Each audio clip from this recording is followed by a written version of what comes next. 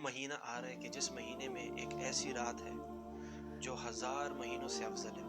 وہ مہینہ آ رہا ہے کہ جو مہینہ اللہ کو سب سے زیادہ پسند ہے، اور جو شخص رمضان کے روزے رکھے ایمان اور اجر کے ساتھ تو اس کے سارے گناہ معاف کر دیے جاتے ہیں، سارے کے سارے گناہ۔ جو شخص رمضان کی خیر سے محروم ہو گیا وہ ساری خیر سے محروم ہو جاتا ہے۔ ہم نے اس رمضان کو ایسا گزارنے کہ جیسے ہمارا آخری رمضان ہو، اور اس رمضان میں ہم نے اپنی بخشش کروانی، ہم نے اپنی مغفرت کروانی۔ اور جب بھی رمضان قریب آتا تھا تو نبی پاک صلی اللہ علیہ وسلم صحابہ کو خوشخبری دیا کرتے تھے کہ تم پر رمضان کا مہینہ آ رہا ہے، جنت کے دروازے کھول دیے جاتے ہیں، جہنم کے دروازے بند کر دیے جاتے ہیں، اور شیاطین کو بھی قید کر دیے جاتے ہیں۔ یہ وہ مہینہ ہے، مطلب اس میں تھوڑے سے عمل پر بھی ہمیں بہت زیادہ ثواب ملتا ہے، بہت زیادہ ثواب۔ کہ یہ سیل کا مہینہ ہے کہ اس میں آپ تھوڑی سی بھی اگر عبادت کریں گے آپ کو اس کا اجر زیادہ ملے گا۔ رمضان میں توبہ کرے، اپنے سارے گناہوں کی بخشش مانگے اللہ سے۔ دیکھیے کبھی بھی نہ سوچے کہ اللہ مجھے معاف نہیں کرے گا، نہیں، اللہ غفور رحیم ہے، اللہ کو تو معاف کرنا پسند ہے۔ اللہ تو انتظار میں ہے، کیا انتظار میں کہ میرا بندہ کب آئے گا اور مجھ سے معافی مانگے گا اور میں اس کو معاف کر دوں۔ اعوذ باللہ من الشیطان الرجیم، بسم اللہ الرحمن الرحیم۔ رب اشرح لی صدری ویسر لی امری واحلل عقدۃ من لسانی یفقہوا قولی۔ وقال النبی صلی اللہ علیہ وسلم، اعوذ باللہ من الشیطان الرجیم، بسم اللہ الرحمن الرحیم۔ السلام علیکم ورحمۃ اللہ وبرکاتہ۔ بڑے جو ہے تو برکت کے دن آنے والے ہیں، بڑے پیارے دن آنے والے ہیں۔ وہ دن آنے والے ہیں کہ جن دنوں میں اللہ کی رحمت اور مغفرت نازل ہو رہی ہوتی ہے۔ وہ دن ہے کہ وہ مہینہ آ رہا ہے کہ جس مہینے میں ایک ایسی رات ہے جو 1000 مہینوں سے افضل ہے۔ وہ مہینہ آ رہا ہے کہ جس مہینے میں قرآن نازل ہوا۔ وہ مہینہ آ رہا ہے کہ جو مہینہ اللہ کو سب سے زیادہ پسند ہے۔ رمضان کا مہینہ آ رہا ہے، اور جو شخص رمضان کے روزے رکھے ایمان اور اجر کے ساتھ تو اس کے سارے گناہ معاف کر دیے جاتے ہیں، سارے کے سارے گناہ۔ آپ فرض کرے آپ کے گھر کوئی مہمان آتا ہے اور آ کے وہ آپ کے سارے گھر کا کام کرتا ہے، مطلب آپ کے گھر کو پینٹ کر دیتا ہے، آپ کی بجلی کے بل دیتا ہے، آپ کے گیس کے بل وہ دیتا ہے، آپ کے لیے وہ راشن خرید کے لاتا ہے، آپ کو کچھ پیسے بھی دیتا ہے، آپ کے گھر کے سارے مسئلے حل کر کے چلا جاتا ہے۔ اب جب وہ مہمان آپ کے گھر میں تھا تو آپ نے اس کو ٹائم نہیں دیا، آپ بیٹھے ہوئے تھے، فون یوز کر رہے تھے، آپ سیزنز دیکھ رہے تھے، نیٹ فلکس دیکھ رہے تھے، اور جب وہ مہمان چلا گیا تو آپ کو ایک ریگریٹ فیل ہو کہ یار اس بندے نے میرے لیے اتنا کچھ کیا ہے، میں نے اس کو تھوڑا سا بھی ٹائم نہیں دیا۔ آپ کو کتنا ایک ریگریٹ فیل ہوتا ہے۔ اسی طرح رمضان ہے، رمضان سال میں ایک دفعہ آتا ہے، 30 دنوں کے لیے آتا ہے، اور وہ ہمارے دلوں کو صاف کر کے چلا جاتا ہے، ہمارے گناہوں کو صاف کر کے چلا جاتا ہے۔ لیکن اگر ہم اس رمضان کے مہینے کا فائدہ نہیں اٹھاتے تو ہم تباہ و برباد ہو جائیں گے، کیونکہ جو شخص رمضان کی خیر سے محروم ہو گیا وہ ساری خیر سے محروم ہو جاتا ہے۔ اور حدیث شریف کا مفہوم بھی ہے کہ ایک دفعہ نبی پاک صلی اللہ علیہ وسلم منبر پر تشریف لے کے جا رہے تھے، تو جب انہوں نے پہلی سیڑھی پر پاؤں رکھا تو آپ صلی اللہ علیہ وسلم نے کہا آمین۔ پھر جب دوسری سیڑھی پر پاؤں رکھا تو آپ صلی اللہ علیہ وسلم نے فرمایا آمین۔ پھر جب تیسری سیڑھی پر پاؤں رکھا تو آپ صلی اللہ علیہ وسلم نے فرمایا آمین۔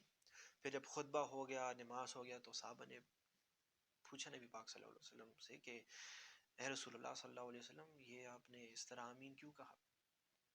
تو آپ صلی اللہ علیہ وسلم نے کہا کہ جب میں ممبر پر جا رہا تھا تو میرے ساتھ جبرائیل علیہ السلام کھڑے تھے اور انہوں نے 3 بد دعا کی ہے۔ آپ صلی اللہ علیہ وسلم نے فرمایا کہ جب میں نے پہلی سیڑھی پر پاؤں رکھا تو جبرائیل علیہ السلام نے یہ دعا کی کہ تباہ و برباد ہو جائے وہ شخص کہ جن کے والدین بوڑھے ہوں اور وہ ان سے دعا نہ لے سکے۔ تو میں نے کہا آمین۔ پھر انہوں نے کہا کہ جب میں نے دوسری سیڑھی پر پاؤں رکھا تو جبرائیل علیہ السلام نے فرمایا کہ تباہ و برباد ہو جائے وہ شخص جو رمضان کے مہینے میں اپنی بخشش نہ کروا سکے۔ تو میں نے کہا آمین۔ پھر آپ صلی اللہ علیہ وسلم نے فرمایا کہ جب میں نے تیسری سیڑھی پر پاؤں رکھا تو جبرائیل علیہ السلام نے کہا کہ تباہ و برباد ہو جائے وہ شخص جو آپ کا نام سن کے آپ پہ درود نہ بھیجے۔ میں نے کہا آمین۔ اب آپ صرف سبحان اللہ اس پہ غور کریں، دعا کرنے والا کون ہے؟ فرشتوں کے سردار۔ آمین کرنے والا کون ہے؟ اس دنیا کے سب سے بہترین شخص اللہ کے محبوب، انہوں نے کہا آمین۔ اور اس میں سے کون سی دعا ہے کہ تباہ و برباد ہو جائے وہ شخص کہ جو رمضان کے مہینے میں بھی اپنی بخشش نہ کروا سکے۔ اب دیکھیں ہمیں پتہ تو نہیں کہ ہمیں اگلے سال رمضان نصیب ہوگا کہ بھی نہیں۔ آپ خود دیکھ لیں، ایسے کتنے ہی لوگ تھے جو پچھلے سال ہمارے ساتھ رمضان میں تھے لیکن اس سال وہ نہیں ہے، اللہ کو پیارے ہو گئے۔ تو ہمیں تو یہ پرومس نہیں کیا کہ ہمیں اگلے سال کا رمضان ملے گا۔ ہم نے اس رمضان کو ایسا گزارنے کہ جیسے ہمارا آخری رمضان ہو، اور اس رمضان میں ہم نے اپنی بخشش کروانی ہے، ہم نے اپنی مغفرت کروانی ہے۔ اگر ہم اپنی مغفرت نہ کروائیں تو ہم تباہ و برباد ہو جائیں گے، تباہ و برباد ہو جائیں گے۔ اور جب بھی رمضان قریب آتا تھا تو نبی پاک صلی اللہ علیہ وسلم صحابہ کو خوشخبری دیا کرتے تھے کہ تم پر رمضان کا مہینہ آ رہا ہے، یہ وہ مہینہ ہے کہ جس میں جنت کے دروازے کھول دیے جاتے ہیں، جہنم کے دروازے بند کر دیے جاتے ہیں، اور شیاطین کو بھی قید کر دیے جاتے ہیں۔ یہ وہ مہینہ ہے، یہ وہ مہینہ ہے کہ جس میں اگر ہم نفل نماز پڑھیں گے تو ہمیں فرض نماز جتنا ثواب ملے گا، اور جب ہم فرض نماز پڑھیں گے تو 70 درجے اس کا ہمیں ثواب ملے گا۔ اور بعض علماء تو کہتے ہیں کہ یہ سیل کا مہینہ ہے، مطلب اس میں تھوڑے سے عمل پر بھی ہمیں بہت زیادہ ثواب ملتا ہے، بہت زیادہ ثواب۔ فرض کرے آپ کسی مال جاتے ہیں، ٹھیک ہے، اور وہاں پہ ایک برانڈ ہے جوتوں کا، ٹھیک ہے، جس پہ 70% آف سیل ہے، ٹھیک ہے، اور دوسرا برانڈ ہے جس پہ 50% آف سیل ہے۔ آپ کس پہ جائیں گے؟ 70% آف سیل والے شاپ پر آپ جائیں گے۔ کیوں؟ کیونکہ وہاں پہ کم پیسوں پہ آپ زیادہ چیزیں خرید سکتے ہیں۔ تو اسی طرح رمضان بھی ہے، یہ سیل کا مہینہ ہے کہ اس میں آپ تھوڑی سی بھی اگر عبادت کریں گے آپ کو اس کا اجر زیادہ ملے گا۔ آپ جتنی زیادہ عبادت کریں گے اتنی زیادہ آپ کو اس کا اجر ملے گا، کہ نفل کا ثواب فرائض جتنے ہو جاتے ہیں، اور فرائض کا ثواب 70 درجے تک ہو جاتے ہیں۔ تو اس مہینے میں ہمیں نفل سے زیادہ پڑھنے چاہیے، ہمیں قرآن پڑھنا چاہیے۔ اور جب بھی رمضان کا مہینہ آتا تھا، خاص کر کے آخری 10 روزے جب شروع ہوتے، جب آخری عشر آتا تھا، تو نبی پاک صلی اللہ علیہ وسلم اپنے کمر کو ٹائٹ کیا کرتے تھے، اور وہ راتوں کو سوتے بالکل بھی نہیں تھے۔ آخری عشر میں وہ سوتے ہی نہیں تھے، رات کو عبادات کیا کرتے تھے، عبادت کیا کرتے تھے۔ اور صرف یہ نہیں، اپنے گھر والوں کو بھی اٹھایا کرتے تھے کہ اٹھو، سمیٹو، جتنا سمیٹنا ہے ان دنوں میں سمیٹو۔ اور آخری عشرے میں تو لیلۃ القدر بھی ہوتا ہے۔ طلحہ بن عبید اللہ رضی اللہ تعالیٰ عنہ نے ایک دفعہ خواب دیکھا کہ ایک دو صحابہ تھے، دونوں بڑے اچھے دوست تھے آپس میں۔ ان میں سے ایک صحابہ جو تھا وہ شہید ہو گئے تھے، اور جو دوسرے صحابہ تھے وہ 1 سال بعد اپنے نیچرل ڈیتھ پہ وہ مر گئے تھے، مطلب نیچرل ڈیتھ ان کی ہو گئی تھی، 1 سال بعد وہ فوت ہو گئے تھے۔ تو طلحہ بن عبید اللہ نے خواب میں دیکھا کہ جو شخص 1 سال بعد فوت ہوئے تھے وہ پہلے جنت جاتے ہیں اس شہید سے۔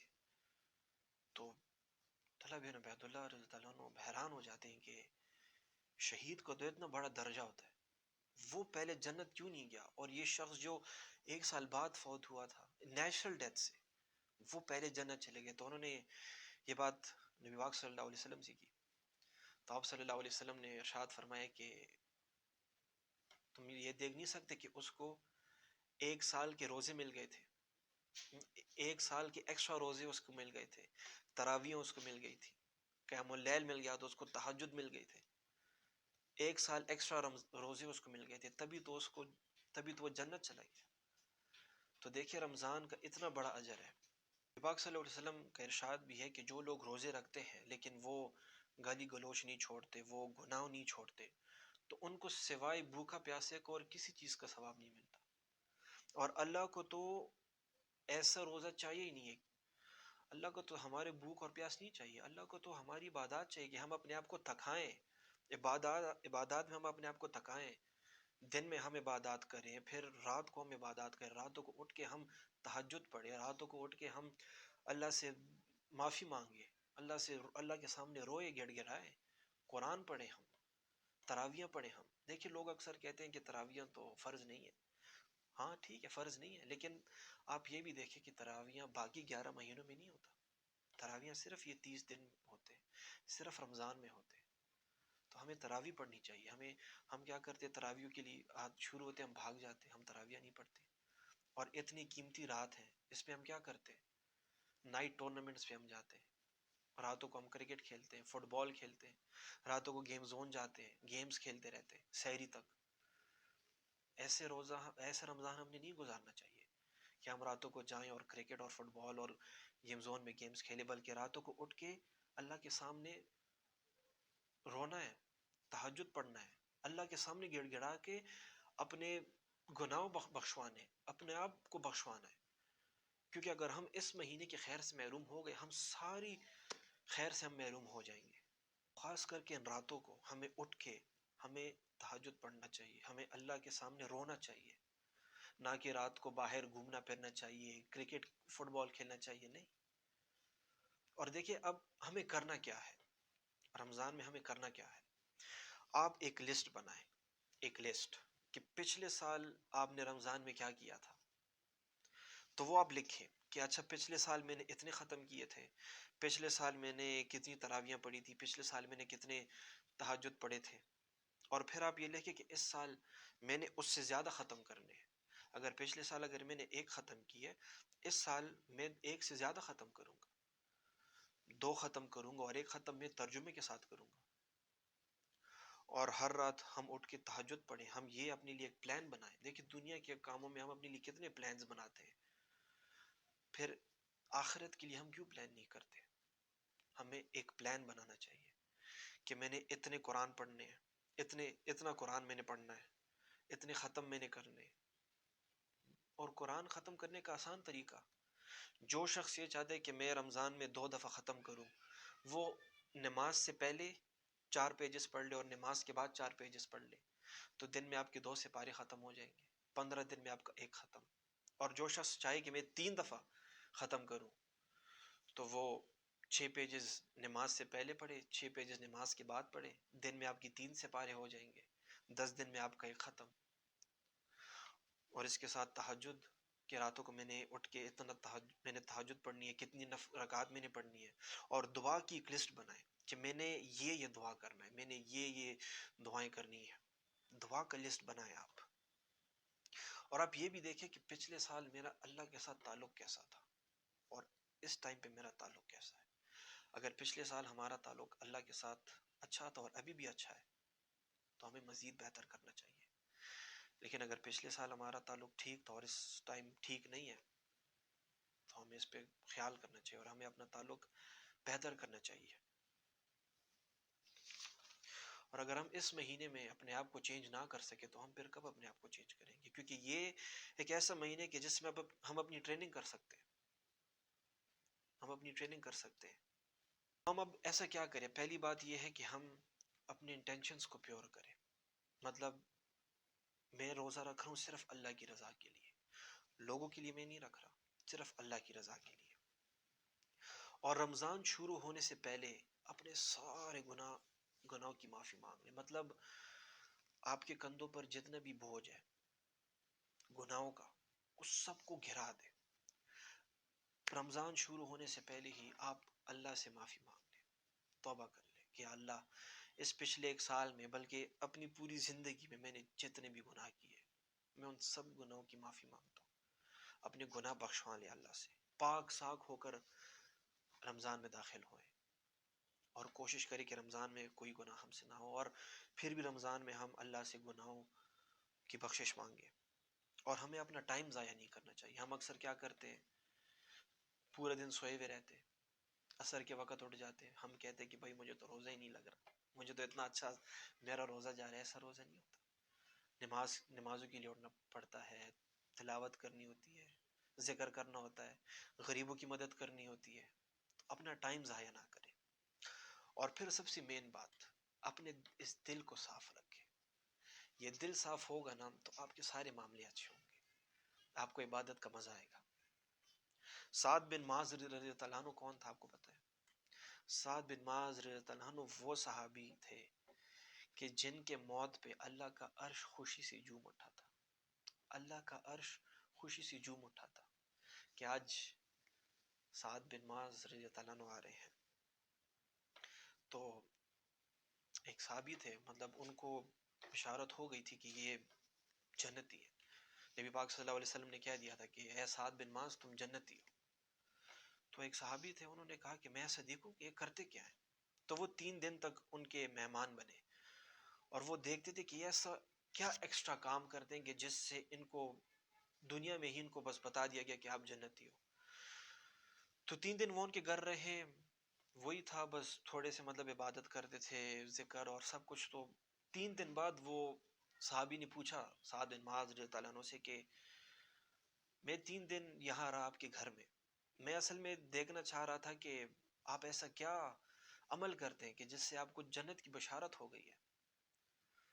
تو سعد بن معاذ نے کہا کہ ہاں میں ایک کام کرتا ہوں، وہ یہ ہے کہ جب بھی میں سوتا ہوں تو سونے سے پہلے میں اپنے اس دل کو صاف کر دیتا ہوں، میں ہر ایک بندے کو معاف کر دیتا ہوں.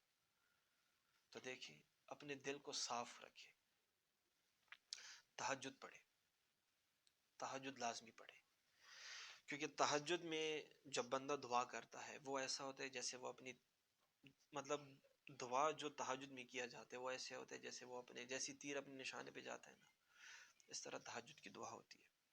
اور کوشش کرے کہ کم سے کم افطاری کیا کرے. مطلب ہم لوگ کیا کرتے ہیں، ہم پیٹ بھر کے افطاری کھاتے ہیں، پیٹ بھر کے افطاری کرتے ہیں اور پھر تراویح ہم نہیں کر سکتے. مغرب کی نماز کے بعد ہمیں نیند آنے لگ جاتی ہے، تراویح ہم سے رہ جاتی ہیں، پھر رات کو تہجد ہم سے رہ جاتے ہیں. تو کوشش کرے کہ ہم افطاری کم سے کم کیا کریں. اور دوسری بات، صرف کھانے پینے کا روزہ نہیں ہوتا کہ بس ہم بھوکا و پیاسا رہے اور ہم اپنی زبان کی حفاظت نہ کریں. نہیں، اپنی زبان کی حفاظت کرنی ہے. کسی پہ غصہ نہیں ہونا، کسی کو گالی گلوچ نہیں دینی، کسی کو برا بھلا نہیں کہنا، کسی کے ساتھ لڑائی جھگڑا نہیں کرنا، اپنی زبان کا خیال رکھنا ہے. تو صرف کھانا پینا نہیں کہ بس ہم کھانا پینا نہیں کریں گے اور باقی ہم جو ہے لوگوں سے لڑیں گے اور اپنے اخلاق خراب رکھیں گے. نہیں، اپنے زبانوں کو صاف رکھیں، اپنے دل کو صاف رکھیں اور اپنے زبانوں کو. تو کوئی ایسا الفاظ اپنے زبان سے نہ نکالے کہ جس سے آپ کا روزہ خراب ہو جاتا ہے. دیکھیں، رمضان میں ہمارے دل میں اللہ کا ایک ڈر آ جاتا ہے. مطلب فرض کرے اگر گھر میں کوئی بھی نہ ہو، کوئی بھی نہ ہو، ہم فریج میں جا کے ہم فریج سے کچھ ہم پانی نہیں پیتے، نہ ہم کچھ کھا لیتے ہیں. کیوں؟ ہمیں پتہ ہوتا ہے کہ میرا اللہ مجھے دیکھ رہا ہے. رمضان میں ہم کیا کرتے ہیں، سحری سے افطاری تک ہم جتنی بھی حلال چیزیں ہوتے ہیں وہ ہم پر حرام ہو جاتے ہیں، جتنی بھی حلال چیزیں ہوتے ہیں وہ ہم پہ حرام ہو جاتے ہیں افطاری تک.